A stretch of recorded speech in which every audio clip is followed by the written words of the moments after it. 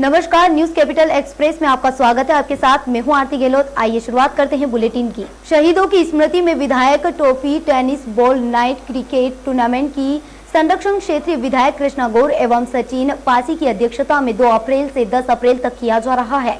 Media से चर्चा करते हुए सचिन पासी ने बताया कि पिछले वर्ष जो आयोजन हुआ था वह एक भव्य आयोजन था और इस वर्ष उम्मीद करता हूं कि उससे भी भव्य आयोजन होगा। और उन्होंने बताया कि मध्य प्रदेश के अंतर्गत जितनी भी बड़ी टीमें हैं वह सभी टीमें इस टूर्नामेंट में भाग लेगी। उन सभी टीमों को मेरी ओर से बहुत सारी शुभकामनाएं और बधाई। और मैं अंत में यही कहना चाहूंगा कि अच्छा खेलने और अपने प्रदेश का नाम रोशन करे। प्रथम पुरस्कार 1 लाख एवं द्वितीय पुरस्कार 50,000 का होगा।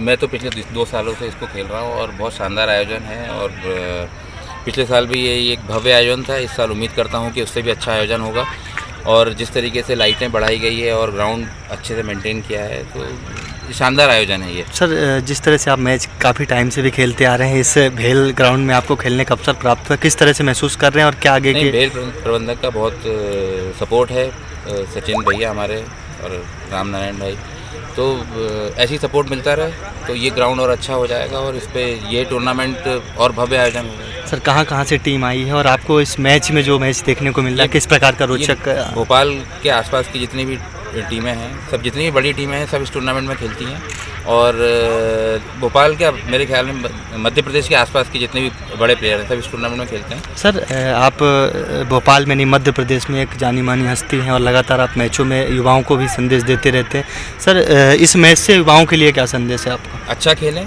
प्रदेश का नाम रोशन करें, भोपाल का नाम रोशन करें, आगे बढ़ें। आजकल टेनिस बॉल के बहुत बड़े बड़े आयोजन होते हैं, बड़े टूर्नामेंट होते हैं। मैं अभी दुबई गया था, वहाँ टेनिस बॉल का बड़ा टूर्नामेंट हो रहा था। तो यही टूर्नामेंट से खेल के आगे बढ़ेंगे और प्रदेश और भोपाल का नाम रोशन करेंगे। Thank you sir. मिर्ची बाबा ने बताया कि आज मंडीदीप से मैं और मेरा बच्चा अपने निज निवास मिनाल आ रहे थे तो रास्ते में कुछ बदमाशों ने मेरी गाड़ी रोकी और मुझे कहने लगे कि अगर अब तुमने गो कथा, गो आंदोलन या गाय की बात की तो तुम्हें गोली मार देंगे। गुंडों को संरक्षण दे रहे भाजपा, ना शिवराज मैं तुमसे डरता हूँ ना तुम्हारे ये पालतू चाटुकार गुंडों से कितनी भी हमले करवा लो, गौ माता की लड़ाई अंतिम सांस तक लड़ता रहूंगा। मध्य प्रदेश में लगातार गायों पर हो रहे अत्याचार को लेकर महामंडलेश्वर मिर्ची बाबा पूरे प्रदेश में घूम कर गौशालाओं का जायजा ले रहे और लोगों को लगातार जागरूक कर रहे हैं। आपको बता दें कि लगातार गायों पर हो रही समस्याओं को लेकर मिर्ची बाबा शासन प्रशासन को अवगत करा रहे हैं। स्थिति ये है कि मैं हर गौशाला में जा रहा हूँ और गौशाला में आज 6 महीने से पैसा नहीं पहुँचा है। जहाँ गायों की व्यवस्था वहाँ घास नहीं है, बिजली नहीं है, पानी नहीं है, कोई प्रशासन वहाँ जाके नहीं देखता है। आज सुबह मैंने कलेक्टर को फोन किया, उसके बाद एसपी को फोन किया कि मैं हर गौशाला में जाऊंगा, लेकिन मेरी व्यवस्था देने की वजह से मुझे 1 घंटे तक वहाँ खड़ा रखा गया चौराहे पर, और चौराहे पर खड़े होने के बाद अभी मैं गौशाला में देख करके आया हूँ कि वहाँ घास नहीं। गाय की स्थिति दैनिक है। मैं चाहता हूं कि वर्तमान मुख्यमंत्री शिवराज सिंह चौहान प्रत्येक गाय को रुका हुआ पैसा पहुंचाए और उसके बाद में 50 रुपए रोज गौ माता को दे और केंद्र सरकार राष्ट्रीय माता घोषित करे, क्योंकि हमारी गाय मौलिक सिद्ध अधिकार है और गाय आज मर रही है। गाय के चमड़े बेचे जा रहे हैं, हड्डियां बेची जा रही हैं। इसके लिए एक सन्यासी आता है तो पूरा पुलिस प्रशासन उसे रोकने का काम करता है, उसकी आवाज सुनने का काम कतई नहीं करता है। और मैं जगह जगह जाऊंगा, अपनी आवाज उठाऊंगा और हर गौशाला में जाऊंगा, हकीकत बताऊंगा। जय हिंद, जय गौ माता। आज मैं विदिशा के समस्त लोगों को एक सन्यासी चिल्ला चिल्ला करके कह रहा है कि गाय बचाने के लिए सबका अधिकार है, इसलिए आप सभी आगे आइए, क्योंकि हमारी गाय मर रही है, हमारी गाय चिल्ला रही है, हमारा गाय कचरा खा रही है। जय हिंद, जय गौ माता। जी, आपके साथ में कोई पार्टी से या कोई अन्य लोग साथ में रहेंगे? किसी का एक बात बताइए मुझे, पार्टी के लोग नहीं रहेंगे, गौ भक्त रहेंगे, और उस पर भी ये भाजपाई कल राजनीति करेंगे कि कांग्रेसी कर रहे हैं। कांग्रेसी नहीं कर रहे हैं, गौ भक्त कर रहे हैं, और ये सच्चे गौ भक्त हैं, वो रोड पर उतर रहे हैं। और जो भाजपा के ड्रामा करने वाले गौ भक्त हैं वो घर से बाहर नहीं निकल सकते हैं। ये मध्य प्रदेश का बहुत बड़ा दुर्भाग्य है। मैं आज कहना चाहता हूँ, कहाँ है बजरंग दल, कहाँ है संघ, जो इतनी गाय मर रही है। और रोड पर नहीं निकल रहे हैं। इस पर मीडिया को प्रशंसित करना चाहिए कि गौ के लिए कोई आवाज उठाए तो व्यक्ति विशेष पार्टी का कैसे हो सकता है, क्योंकि वो केवल गौ भक्त है और सच्चा गौ भक्त आगे आएंगे और नौटंकी बात साले कल घर से बाहर नहीं निकलेंगे। गायों को संरक्षण नहीं दे पा रही है, घास नहीं दे पा रही है, पानी नहीं दे पा रही है, गायों का राव रखाव नहीं कर पा रही। और वर्तमान मुख्यमंत्री शिवराज सिंह चौहान ने केवल ₹1.65 गाय के लिए रखा है। इसमें गाय का गुजारा नहीं होता है। तो आज भाजपा बौखला गई है, घबराई हुई है, दहशत में है। किसी भी तरीके से महाराज जी को डराया जाए, धमकाया जाए और गौ माता की आवाज उठाना बंद कर दे स्वामी बैराग्यानंद मिर्ची बाबा।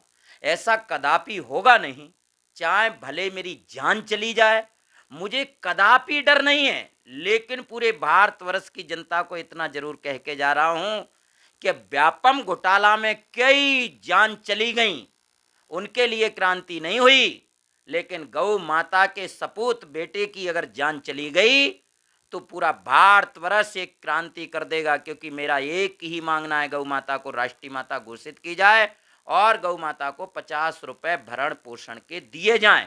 इसकी लड़ाई हमेशा लड़ूंगा मैं। जी आपके साथ भी कई प्रकार के कई समाज के लोग भी रहते हैं, क्या आप उनको लेके आप?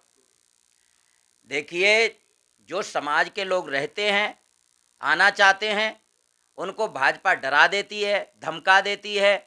अभी मेरी गौ कथा में भाजपा के कुछ नेताओं ने घर घर जाके पर्चे बंटवाए कि आप गौ कथा सुनने मत जाना।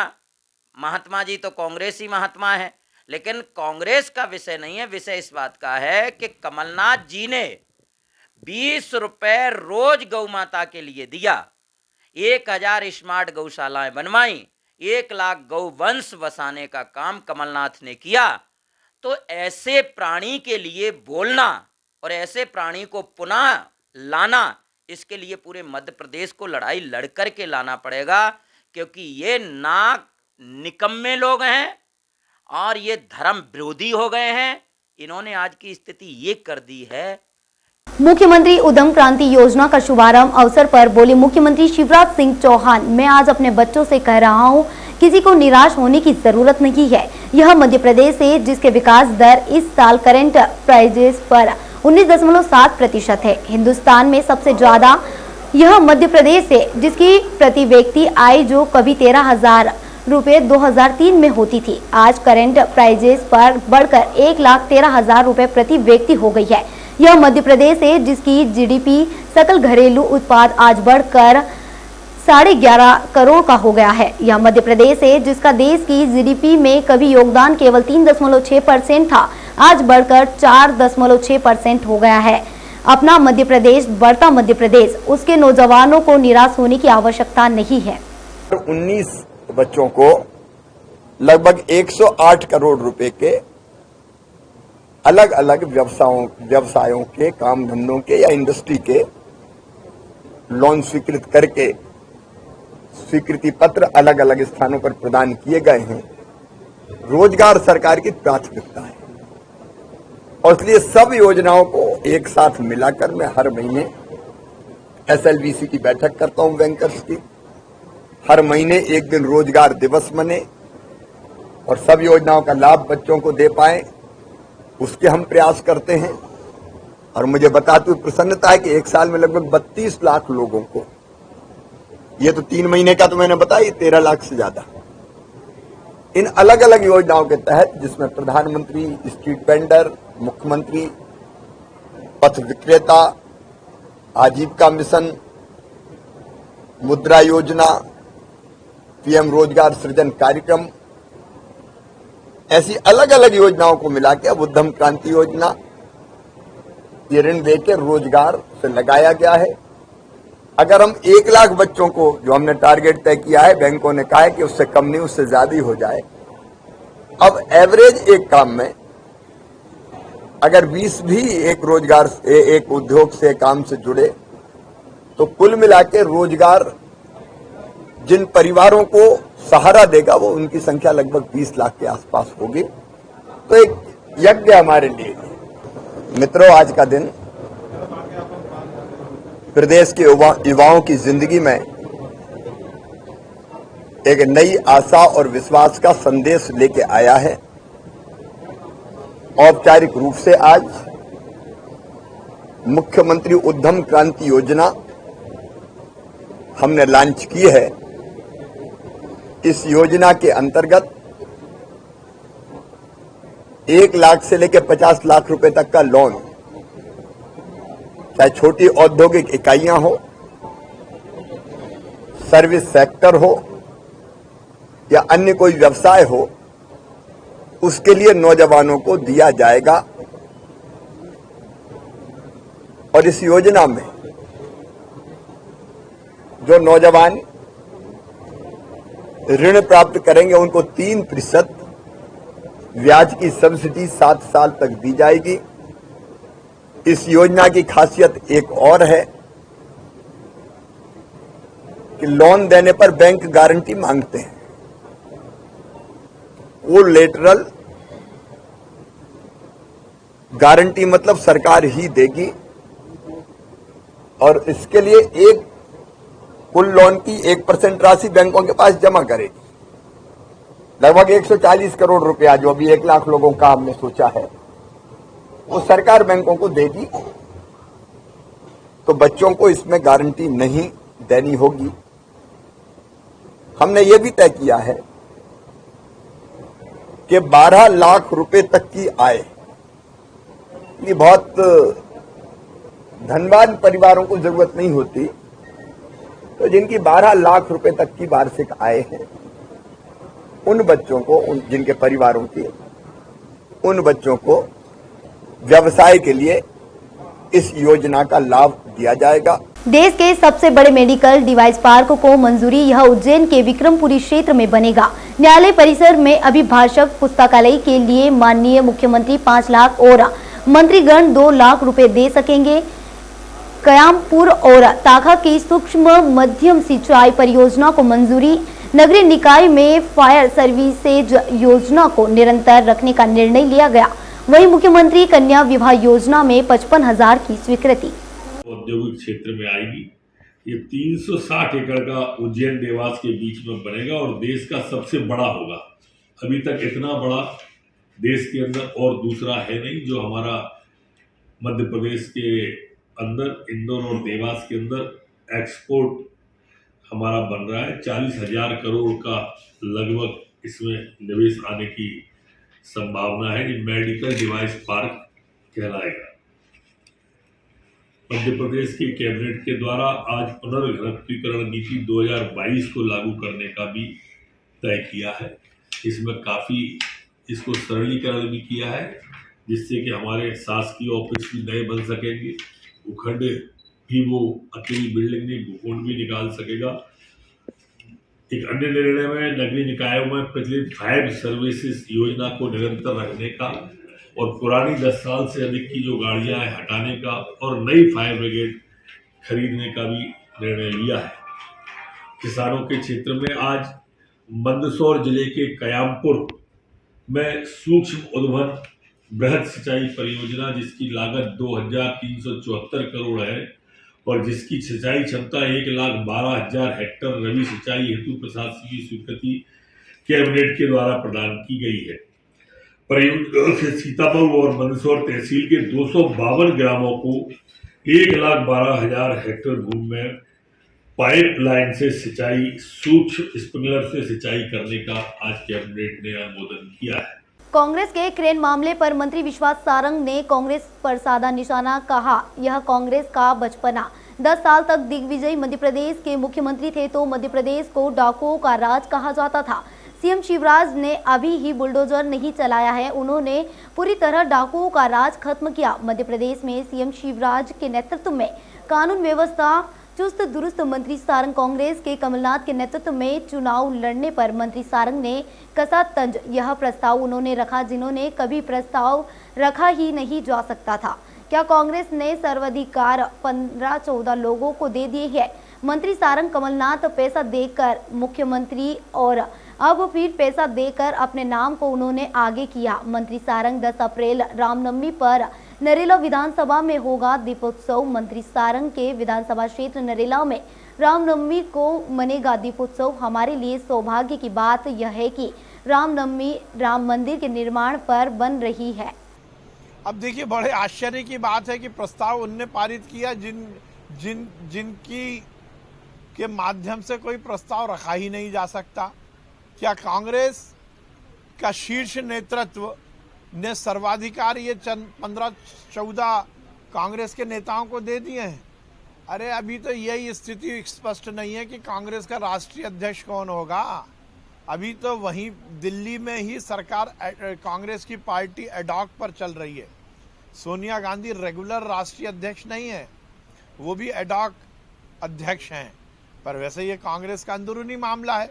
अच्छी बात है कि कांग्रेस ने उसी व्यक्ति को चुना जिसने 15 महीने इस मध्य प्रदेश का बेड़ा गर्क किया।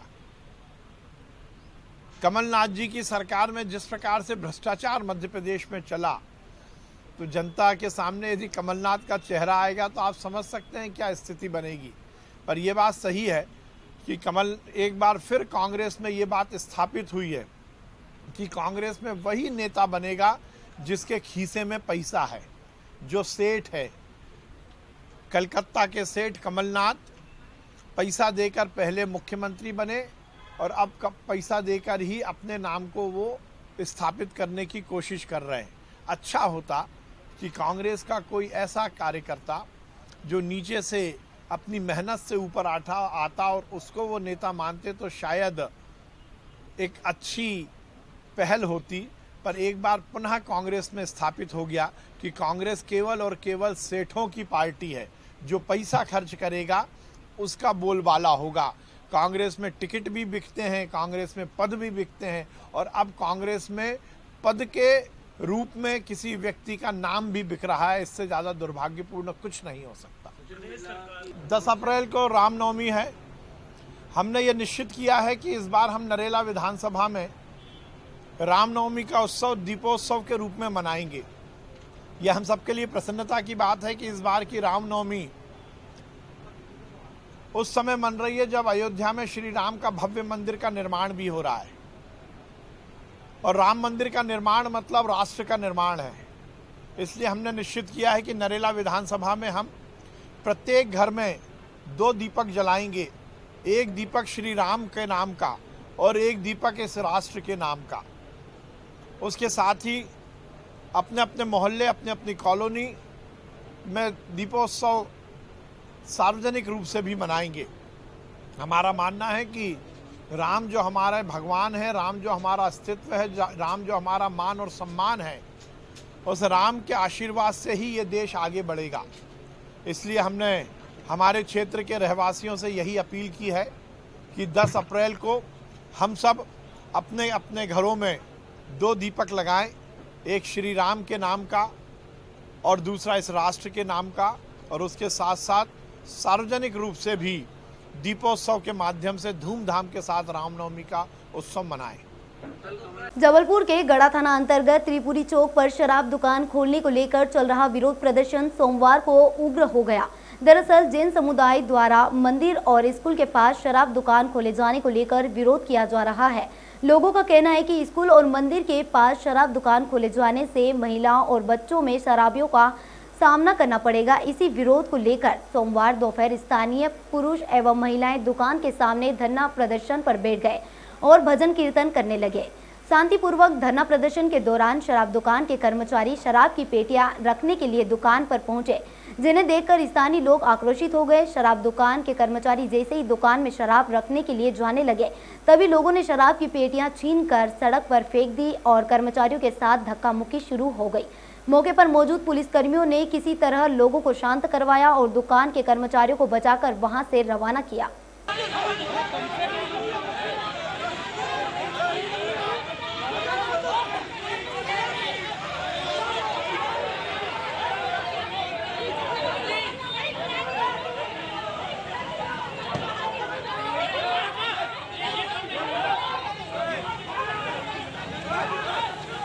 बाद भी उनकी गाड़ी आई, उनके अधिकारी जितने भी ठेकेदार आए और वो जबरदस्ती वहाँ पे बांटने लगे, रखने लगे। हम लोग ने रोका पुलिस वालों के सामने हम लोगों से उनने झूमा झटकी की, सारी महिलाओं के साथ उनको धक्का दे के गिराया उनको, और वो अपना माल वो वहाँ पर रखने की कोशिश कर रहे थे। वो पड़ा है पीछे माल और वो अभी डाल के गए, और हम लोग ने ठान लिया वो जो उनका माल लेके उनके ठेकेदार थे जो भी थे वो आए थे सब, और वो माल अंदर रखने की कोशिश कर रहे थे। हम लोगों ने रोका उनको। आप लोगों का विरोध क्यों है, क्या वजह?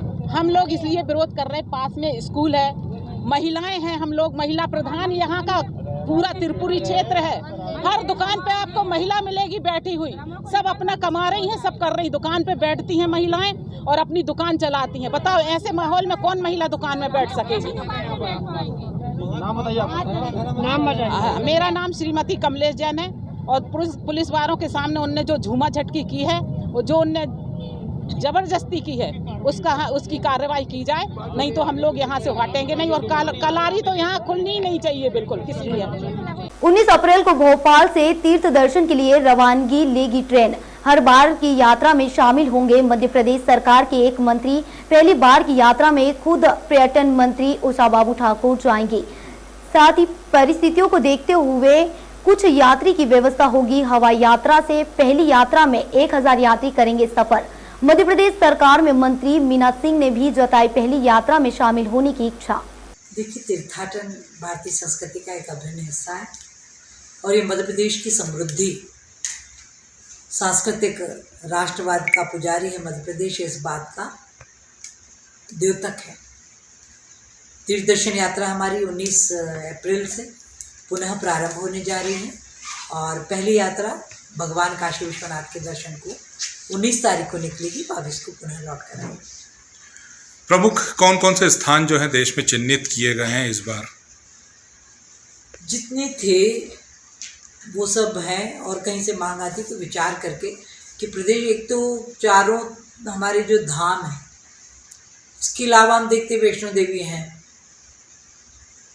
शिरडी है, और जिस प्रकार के कई लोगों के सुझाव आते हैं उन पर भी विचार किया जाता है। पिछली बार बुजुर्गों के साथ एक अटेंडर साथ में रखा था, इस बार कोई चेंजेस देखने को मिलेंगे? नहीं, उम्र को लेकर या किसी तरीके से? जो बुजुर्ग हैं उनके साथ एक सहयोगी उनका जा सकता है। मध्य प्रदेश सरकार के प्रतिनिधि के तौर पर मंत्रियों के भी साथ जाने की बात थी। जी, मंत्रियों के भी साथ जाने की बात थी, पर आज सबने विचार विमर्श करके तय किया, माननीय मुख्यमंत्री जी ने निर्देशित किया है कि एक ये ट्रेन में एक मंत्री एक बार में जाएंगे। मुस्लिम समाज या अदर जो समाज है उनके लिए भी तीर्थ दर्शन योजना में कुछ चिन्हित किए गए हैं? सदैव से है, उनको भी अजमेर शरीफ का दर्शन कराया जाता है। लाडली लक्ष्मी योजना जो है वो एक बार फिर शुरू हो रही है, और मुख्यमंत्री की ये महत्वाकांक्षी योजना है, क्या कहेंगे? निश्चित रूप से माननीय मुख्यमंत्री जी के आत्मा का विषय है।